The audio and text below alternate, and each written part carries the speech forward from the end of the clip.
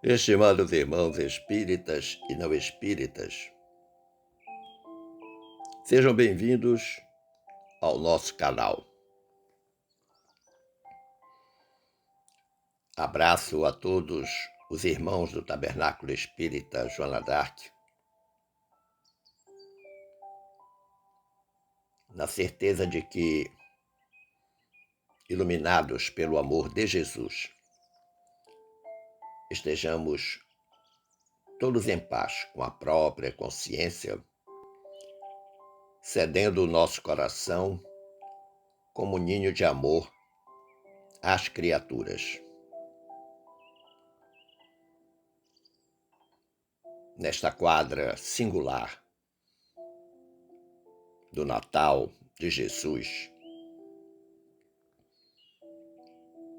manda-lhes dizer a benfeitora Glorinha: quando falamos de amor, falamos de algo que brota do sentimento, que é incondicional, que liberta, consola e ampara, que resiste ao tempo e às vicissitudes,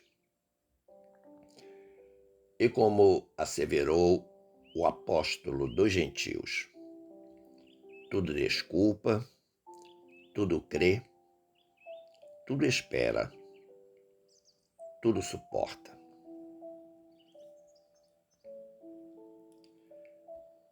Tendo a liberdade de escolher o tema para a reflexão desta noite, e atendendo à sugestão da mentora, escolhemos refletir sobre amor-terapia, receita ideal para 2024. O título desta reflexão pode até causar dúvida, pois consultando o dicionário da nossa língua portuguesa, eu não encontrei o vocábulo amor-terapia. E sem querer correr o risco de criar um neologismo, pesquisando nas obras subsidiárias da doutrina dos espíritos, eu encontrei a palavra amor-terapia como título do capítulo 60 da obra Amor Imbatível Amor, da lavra mediúnica do espírito Joana de Ângeles e o médium Divaldo Franco.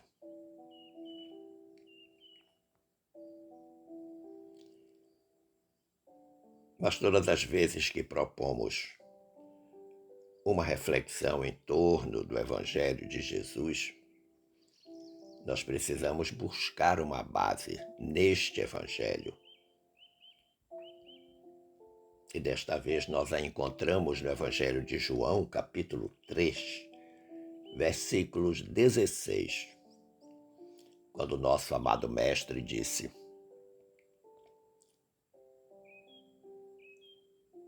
corrigindo, quando João, o evangelista, disse: porque Deus amou tanto o mundo que deu o seu Filho unigênito, para que todo aquele que nele crê não pereça,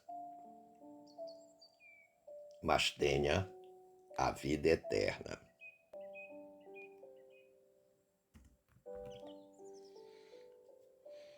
Se nós buscarmos uma base doutrinária, nós vamos encontrá-la no nosso Evangelho segundo o Espiritismo, nos capítulos 11, amar ao próximo como a si mesmo, e no capítulo 12, amai os vossos inimigos.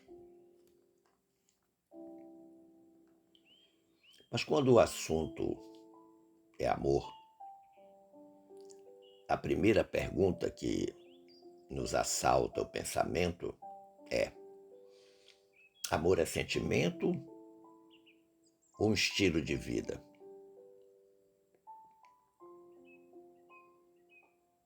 Você deve estar curioso e até surpreso. O amor, estilo de vida? Na versão dicionarista, amor pode significar uma forte afeição por outra pessoa, nascida de laços de consanguinidade ou de relações sociais. Mas amor também pode significar uma atração baseada no desejo sexual.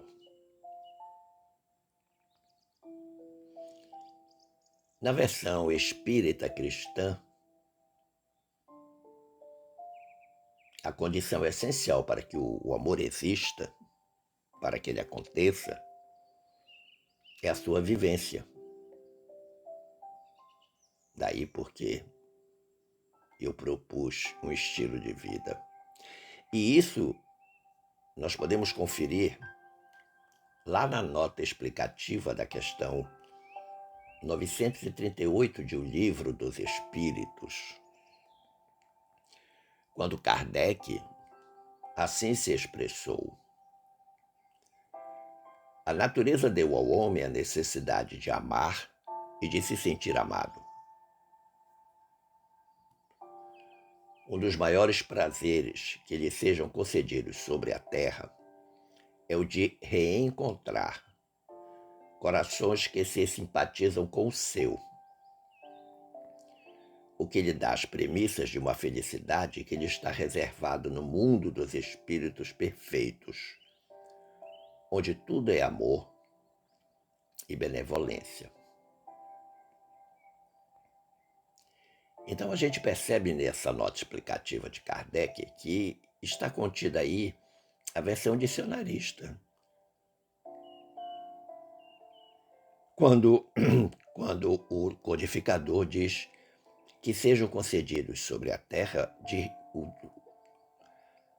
o prazer de reencontrar corações que simpatizam com o seu.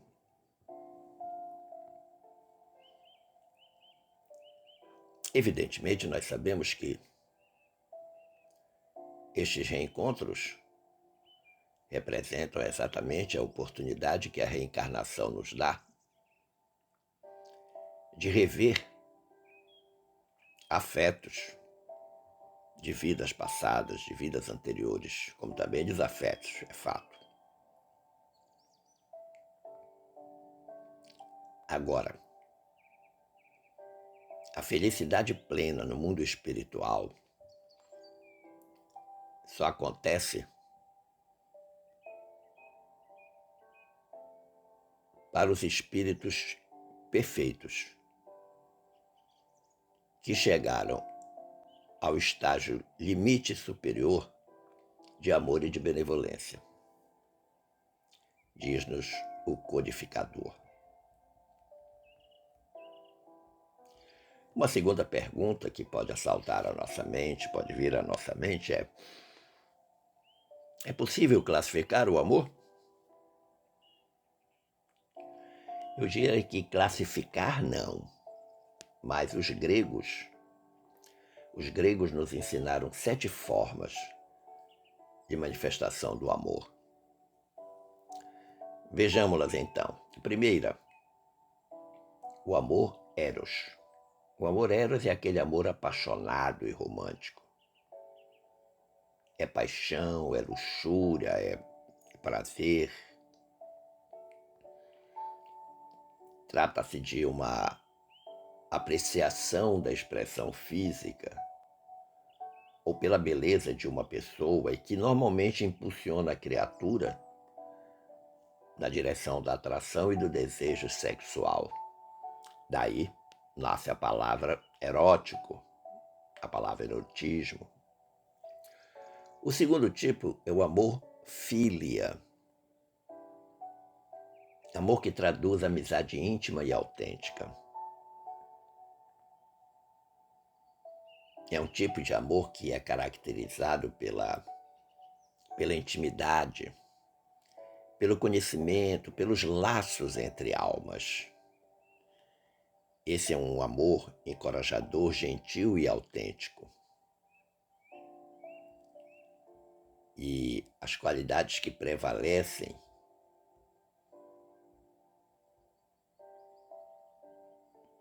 em grandes amizades, esse amor faz acontecer.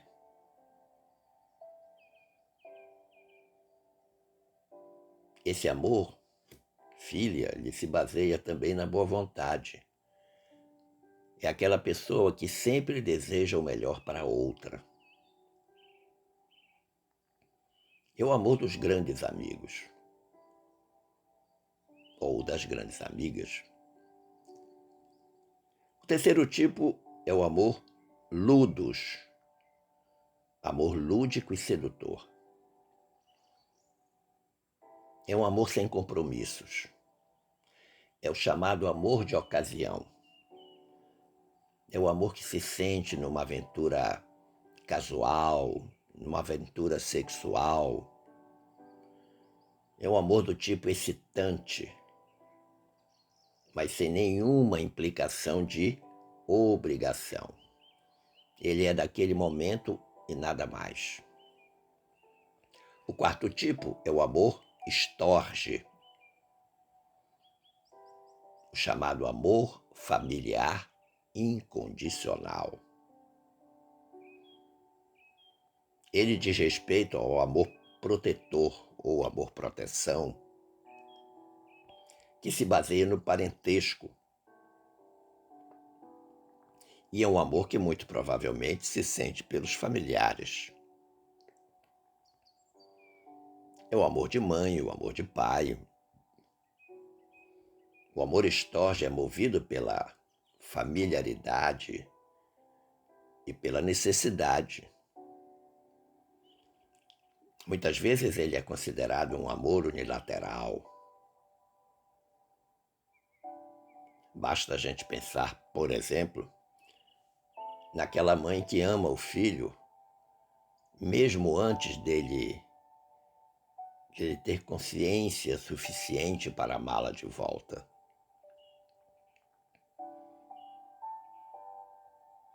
É um amor extremamente comprometido. O quinto tipo é o filautia, também traduzido como amor próprio.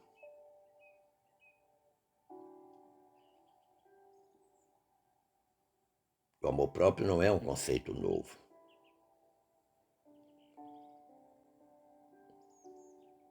O termo abrange dois tipos de conceito.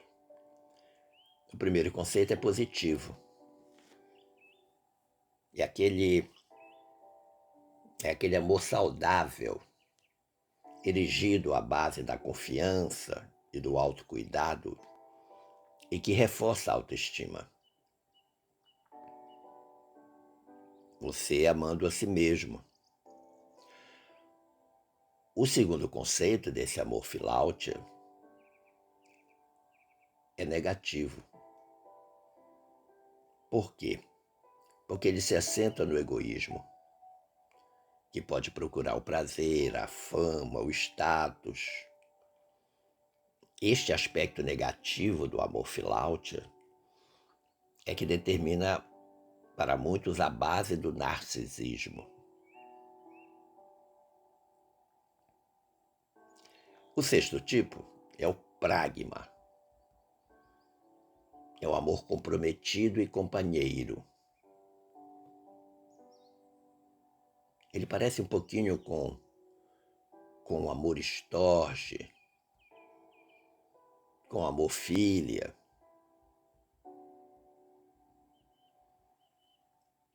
Os gregos descreviam esse amor como um amor baseado no compromisso, na compreensão, nos melhores interesses a longo prazo, como, por exemplo, construir uma família. E com o passar do tempo, à medida que os parceiros começam a honrar-se e respeitar-se e estimar-se um ao outro, aceitando as diferenças, aprendendo a firmar um compromisso, aquele primeiro amor que os aproximou, que foi o Eros, vai se transformar em pragma. de onde origina a palavra pragmático. É um amor eterno, segundo os gregos, que está enraizado nos sentimentos românticos, nos sentimentos de companheirismo. E o sétimo e último tipo apresentado pelos gregos é o amor ágape, o famoso amor empático e universal. O amor ágape consiste no amor pelos outros. É o amor a Deus, à natureza, aos estranhos, ao menos afortunado. O amor ágape é empático pela própria humanidade. E muitas vezes ele tem uma ligação com o altruísmo, uma vez que a criatura deseja cuidar e amar os outros sem esperar nada em troca. O melhor exemplo, o grande exemplo de amor ágape é Jesus, sem dúvida alguma. Mas nós temos, depois de Jesus, pelo menos duas lembranças que consideramos um amor ágape. Madre Teresa de Calcutá e Francisco Cândido Xavier. Duas pessoas que dedicaram-se a cuidar e amar os outros sem nada esperar em troca, a não ser que aquelas criaturas sentissem-se amadas. Mas uma terceira pergunta pode ser feita. Existe uma sequência lógica para amar? Evidentemente que sim. Algumas condições são necessárias para que nós aprendamos a amar. A primeira delas é o desenvolvimento do auto-amor, ou seja, amar a si mesmo. Isso não significa que nós vamos desenvolver uma visão narcisista de cada um de nós, de si mesmo. Não. Mas vamos nos reconhecer como um espírito em construção que habita um corpo de carne, que precisa ser cuidado e protegido, mas com a plena convicção de que esse corpo um dia acabará com a morte e que somente o espírito prossegue vivo a sua jornada. O auto-amor prepara o espírito para a jornada pós-desencarnação. O auto-amor não pode beirar o narcisismo. O auto-amor não pode ser egoísta. O auto-amor não pode ser vaidoso, soberbo. Não. Amar a si mesmo é respeitar-se, é lutar-se pela melhoria do seu, lutar pela melhoria do seu espírito, sabendo que ele sobrevive à morte do corpo físico. Mas você pode perguntar, como desenvolver o auto-amor? E eu lhe responderei dizendo que, inicialmente, vigiando os sentimentos, os pensamentos, as palavras e as ações. Vigilância permanente.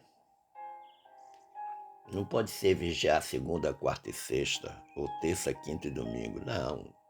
Permanentemente. Por quê?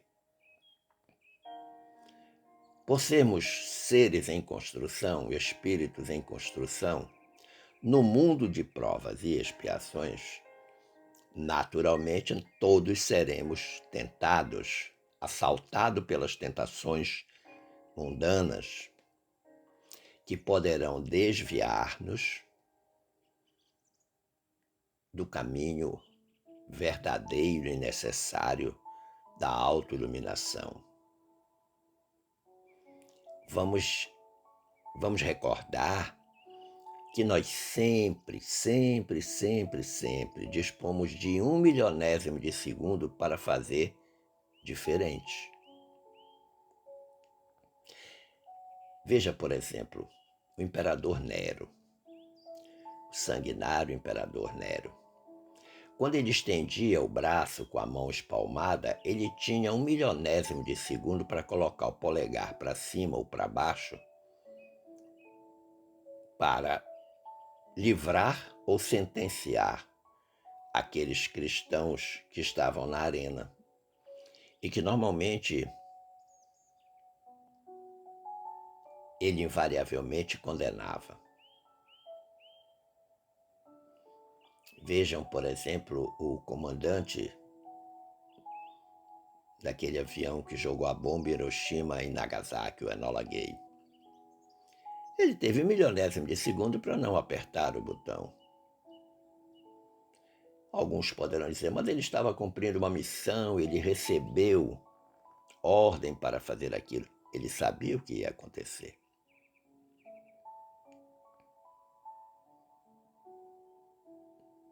E nós? E nós ante os desafios da existência?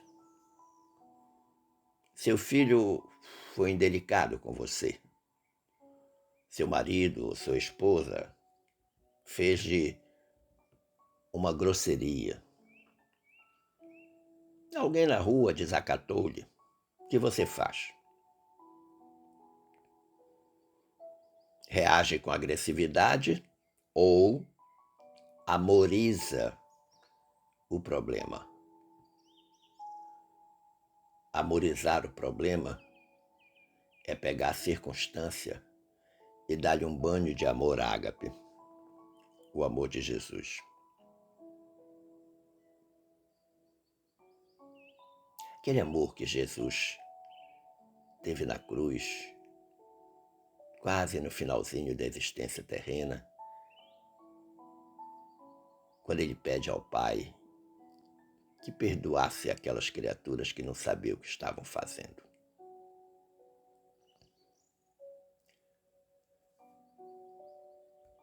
O segundo elemento que nós podemos utilizar para desenvolver o auto-amor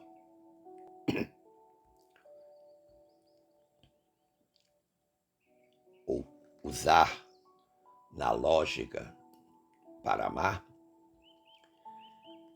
é o amor aos mais próximos. E aqui inserem-se os nossos parentes e familiares.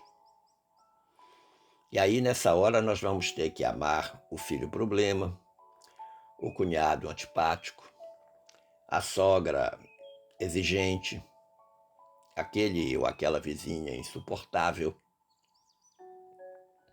Por que nós temos que amá-los? Porque eles também são humanos. Porque eles também carregam problemas e dificuldades. E nós os reencontramos para com eles evoluir. Então o amor acaba se apresentando como uma grande necessidade.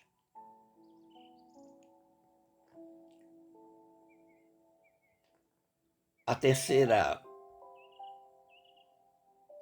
fase dessa sequência lógica para amar é o amor aos não tão próximos.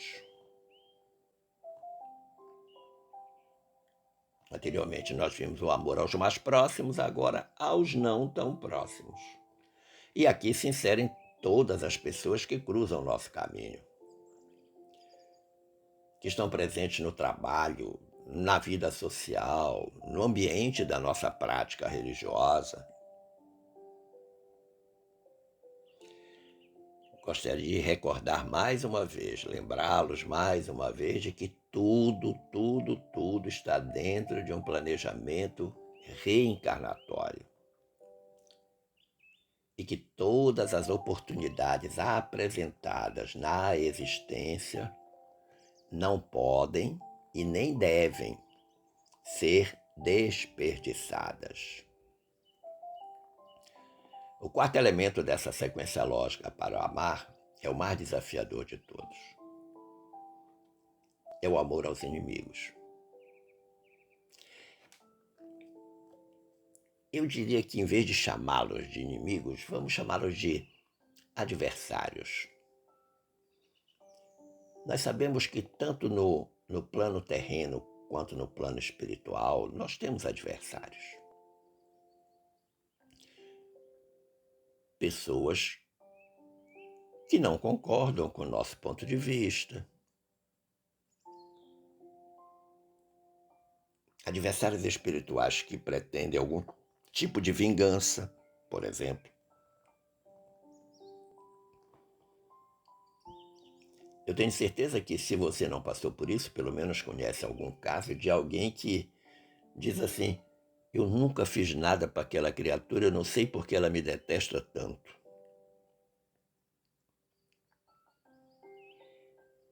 Ela é grosseira, ela é agressiva, ela me faz tanto mal e eu nunca fiz nenhum mal a ela. De onde você acha que vem isso? E aí vem o grande desafio. Ela precisa ser amada. Porque imagine que, se vem de uma vida passada, vem de uma vida pregressa, admitamos que você, na vida passada, tenha feito um grande mal a ela. Vocês reencarnam e nenhum dos dois sabe porque as coisas estão acontecendo do jeito que acontecem. Essa é a bênção divina do véu do esquecimento.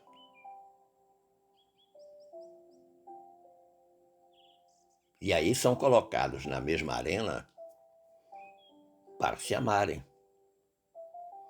para anularem as pendências de encarnações pretéritas pela prática do amor ágape. Vamos lembrar que no item 3 do capítulo 12 do nosso Evangelho, está escrito: se o amor ao próximo constitui o princípio da caridade, amar os inimigos é a mais sublime aplicação desse princípio, porquanto a posse de tal virtude representa uma das maiores vitórias alcançadas contra o egoísmo e o orgulho, as duas chagas sociais da humanidade. E o que chama atenção na frase é uma das maiores vitórias, significando dizer que existem outras possibilidades de vitória contra o egoísmo e o orgulho. Mas esta é a sublime aplicação do princípio do amor ágape, do amor ao próximo.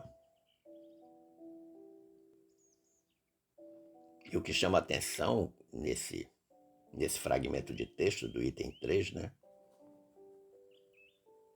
é que o amor aos inimigos é considerado a mais sublime aplicação da caridade.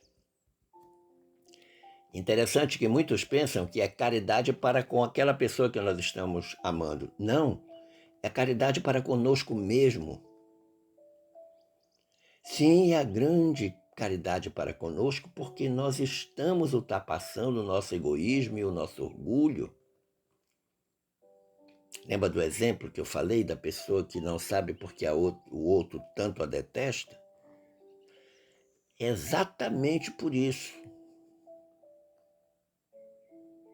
Não sabe porque ela te detesta, mas eu a amo. Eu preciso amá-la.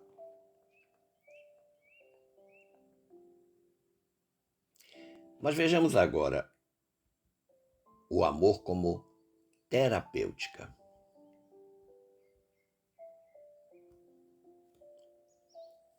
Na obra O Consolador, da Lavra Mediúnica do Espírito Emmanuel e o médium Chico Xavier, lá na terceira parte do Consolador, na questão 322, foi perguntado ao benfeitor Emmanuel: há uma gradação do amor no seio das manifestações da natureza visível e invisível? E Emmanuel respondeu: sem dúvida, essa gradação existiu em todos os tempos. Como gradativa é a posição de todos os seres na escala infinita do progresso. O amor é a lei própria da vida, e sob o seu domínio sagrado, todas as criaturas e todas as coisas se reúnem ao Criador dentro do plano grandioso da unidade universal. No caminho dos homens, é ainda o amor que preside as atividades da existência em família e em sociedade. Reconhecida a sua luz divina em todos os ambientes, observaremos a união dos seres como um ponto sagrado de referência dessa lei única que dirige o universo. Olha que interessante. O amor preside todas as atividades da existência na família, na sociedade. Ponto sagrado da lei que dirige o universo. O infinito amor de Deus. Nós dissemos já anteriormente que o amor-terapia é uma estratégia consciencial que resulta dos processos emocionais de cada um de nós, já devidamente amadurecidos e vivenciados pela conquista do self, como dizem os psicólogos, pela conquista de si mesmo. Eu sempre uso aquele exemplo do copo d'água, né? A água que está dentro de um copo, ela só molha o chão em volta se ela crescer indefinidamente dentro do copo e ultrapassar o limite da borda do copo, ou se eu intencionalmente virar o copo e derramar a água. O amor é exatamente isso. Se o amor não crescer muito dentro de si mesmo, dentro de cada um de nós, como é que ele vai alcançar os outros?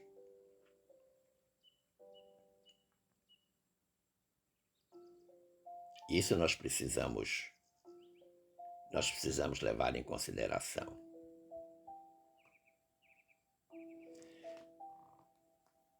Nós dissemos também que o início de tudo nesse processo de amor-terapia começa lá com a vigilância dos pensamentos. E aí eu quero agora então recordar Joana de Ângeles, naquele capítulo 60 da obra Amor Imbatível Amor, quando ela diz que pensamentos saudáveis geram energias saudáveis que percorrem o corpo com entusiasmo e alegria. Então a falta de amor adoece? Sim, a falta de amor adoece. Porque a gente deixa de ter essa energia saudável.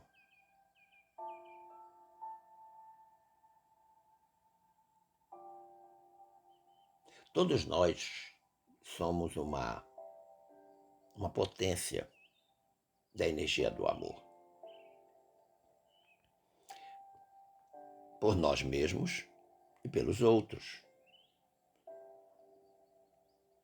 Nós podemos canalizar esse imenso amor que temos dentro de cada um de nós a benefício do nosso próximo, tanto quanto a benefício de nós mesmos. Recorda que ainda há pouco eu falei que aquela criatura que eu não sei por que me detesta tanto, mas que eu a amo,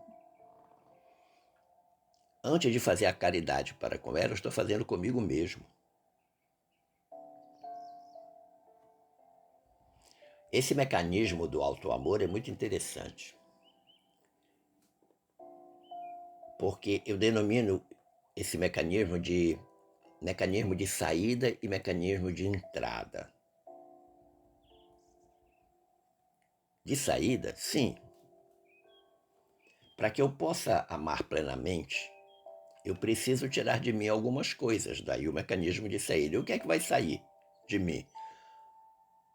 A competição doentia e perversa, o domínio arbitrário e devorador do egoísmo, a inveja, a impaciência, o julgamento precipitado, a maldade, a maledicência, entre tantas outras imperfeições que estão presentes em todos nós. Eu preciso tirar isso de dentro de mim para que o espaço que sobra seja ocupado por um mecanismo, por um sentimento saudável.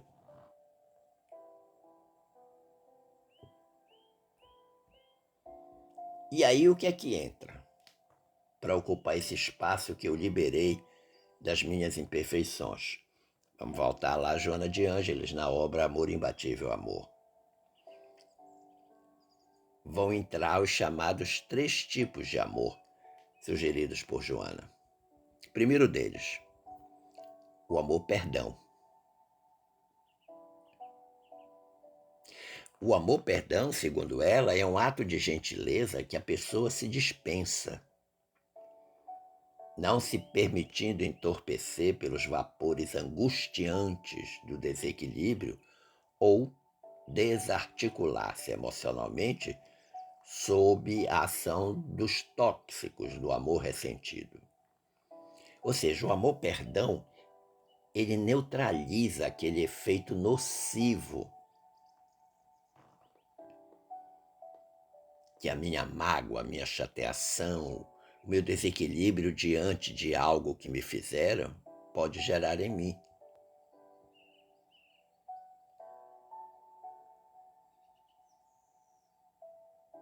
A mágoa ou ressentimento, segundo estudos da doutora Robin Kazarjian, diz que instala-se nos sentimentos porque o self está envolto pelas chamadas subpersonalidades. E o que é subpersonalidade para a doutora Robin? São as qualidades morais inferiores, que ainda estão presentes em nós: a inveja, o ciúme, a malquerência, a perversidade, a insatisfação, o medo, a raiva, o ódio. Essas qualidades morais inferiores, segundo a doutora Robin, são as chamadas subpersonalidades.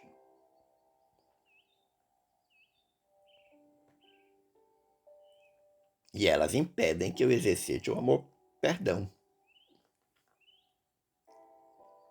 Segundo tipo de amor que entra, segundo Joana de Ângeles, é o amor-libertação. O amor-libertação é um amor sensato, sereno, e que é resultado das inúmeras conquistas no processo do desenvolvimento intelectual. Se a razão é fria, lógica e calculada, o amor é vibrante, sábio e harmônico, diz a Joana de Ângeles.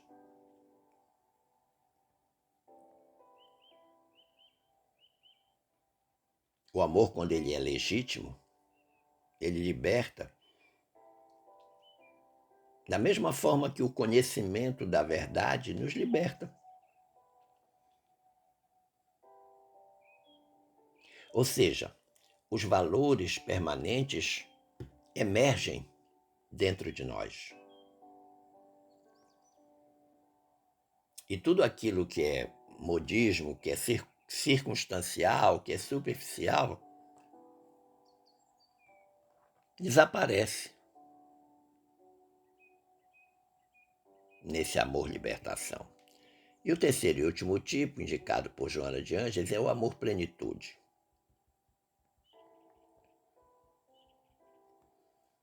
O amor-plenitude, ele possui um admirável condão que proporciona felicidade porque ele estimula os demais sentimentos para a conquista do self, de si mesmo. E aí, nessa condição, você sente desabrochar em você tesouros da saúde, da alegria de viver. Você se sente bem. Você se sente em comunhão com Deus. Seu espírito se eleva.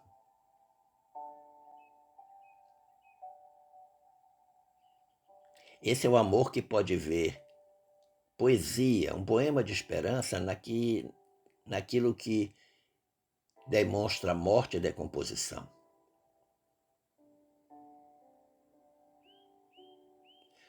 Existe uma passagem muito interessante que Jesus voltava para Cafarnaum com seus discípulos e de repente encontraram um cachorro morto que já fazia alguns dias, que cheirava muito mal, completamente em estado de decomposição, e os discípulos protestaram contra aquilo, fizeram várias críticas, que aquilo era uma coisa absurda, aquele mau cheiro, aquele cachorro abandonado, todo decomposto. Aí eles pararam e olharam para Jesus para ver o que Jesus dizia da circunstância. Jesus olhou para eles e disse: mas vejam que dentes lindos. Ou seja, naquele estado, ou naquele estágio da decomposição, do mau cheiro, né? Naquela circunstância horrorosa, Jesus viu o lado bom da história.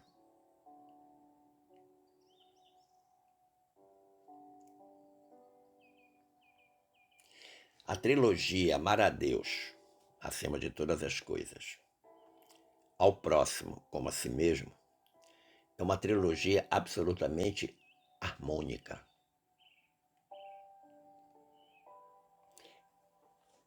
Em qualquer que seja a circunstância, qualquer que seja a situação, a palavra de ordem é amar. Desamado, deve amar. Perseguido, é preciso amar. Odiado, torna-se indispensável amar. Se sente-se algemado a qualquer paixão dissolvente, a libertação vem através do amor. Por quê? Quando se ama, se é livre. Quando se ama, se é saudável.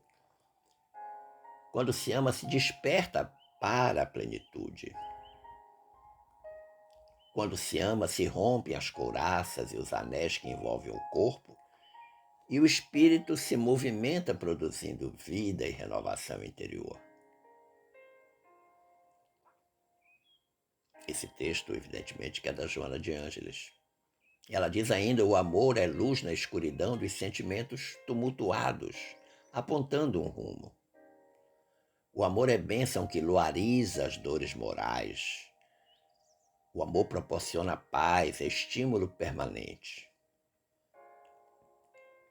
E ela finaliza dizendo: somente, portanto, através do amor, é que o ser humano alcança as cumeadas da evolução, transformando as aspirações em realidades que movimenta na direção do bem geral.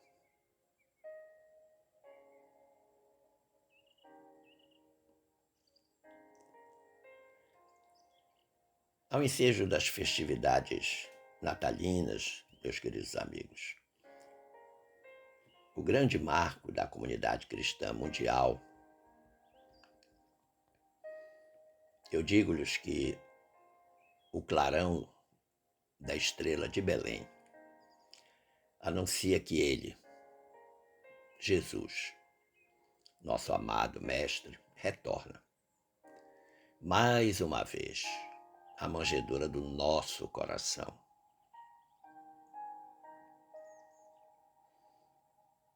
São 2023 comemorações desse retorno. Acolhamos essa bênção com dignidade e ternura, com compromisso e dedicação. Agradecendo a participação de todos aqueles que nos honraram com suas presenças ao longo deste ano de 2023. Em nossas reflexões nesta casa de amor e caridade, eu afirmo-lhes que para 2024 a rota é o amor, a bússola, a fé, o mapa, a caridade, o objetivo, o próximo, o destino, a felicidade. Que 2024 sejam 365 dias de paz e prosperidade. A gente se vê. Um forte abraço.